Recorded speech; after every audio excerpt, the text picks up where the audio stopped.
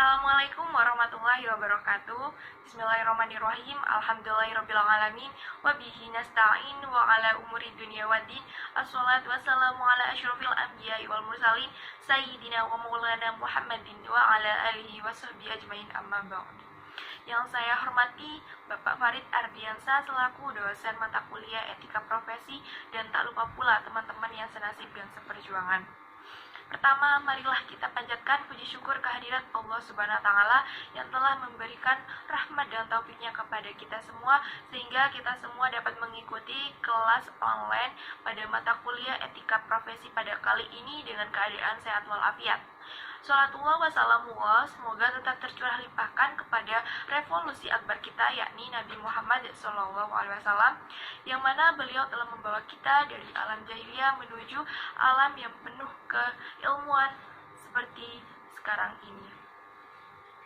Nah, pada kesempatan kali ini, saya Nisrina Atira dan anggota saya Nur Cahyati akan menjelaskan mengenai etiket berbicara secara Islam dan umum. Nah, berbicara merupakan sesuatu yang dilakukan kita setiap hari. Tentunya dalam berbicara perlu adanya suatu aturan-aturan atau yang disebut dengan etika atau etiket. Nah, etika berasal dari bahasa Yunani, yaitu ethos, yang berarti berkarakter, watak, kesusilaan, atau adat, kebiasaan, di mana etika ini berhubungan erat dengan konsep individu atau kelompok sebagai alat penilai kebenaran atau evaluasi terhadap sesuatu yang telah dilakukan. Nah, sedangkan etiket adalah seperti sopan santun atau aturan lainnya yang mengatur hubungan antara kelompok manusia yang melakukan hal yang baik hanya untuk menghargai orang lain, bukan karena memang diri. Etika dan etiket merupakan dua hal yang saling terkait. Oleh karena itu, keduanya sangat penting untuk kesuksesan dan kelancaran dalam berbicara. Apa sih yang disebut dengan etika atau etiket berbicara secara Islam ataupun umum? Nah, etiket atau etika berbicara secara Islam merupakan aturan tentang perilaku manusia dalam menjaga lisannya dari ucapan-ucapan yang tidak berarti dan akan membawa kemudorotan baginya di dunia dan di akhirat. Sedangkan etika atau etiket berbicara secara umum, yaitu berarti dikaitkan dengan watak atau kesusilaan yang benar atau cara penyampaian pesan kepada orang lain yang dapat mengubah sikap, pendapat, atau perilaku baik secara lisan ataupun tidak langsung. Nah, etiket atau etika berbicara ini diungkapkan untuk menghormati dan menghargai orang lain. Mungkin itu saja yang dapat saya sampaikan.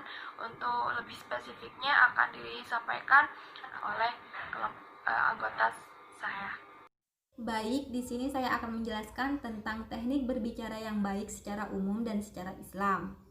Nah, yang pertama, berbicara harus menyesuaikan dengan lingkungan. Artinya, harus menyesuaikan dengan topik yang dibicarakan dan tidak boleh keluar dari pokok pembicaraan.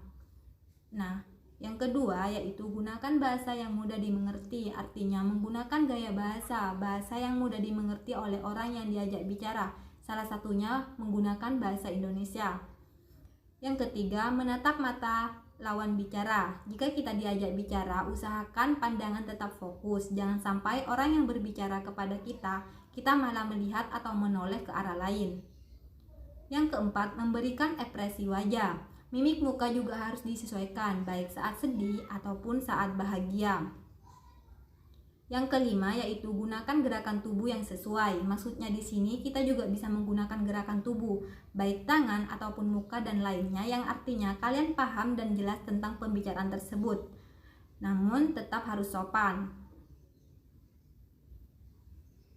Yang keenam yaitu bertingkah laku yang baik dan ramah. Bertingkahlah dengan baik saat berbicara dengan orang ataupun tamu, karena tamu merasa dihargai jika tuan rumahnya bertingkah baik atau ramah kepada tamu tersebut.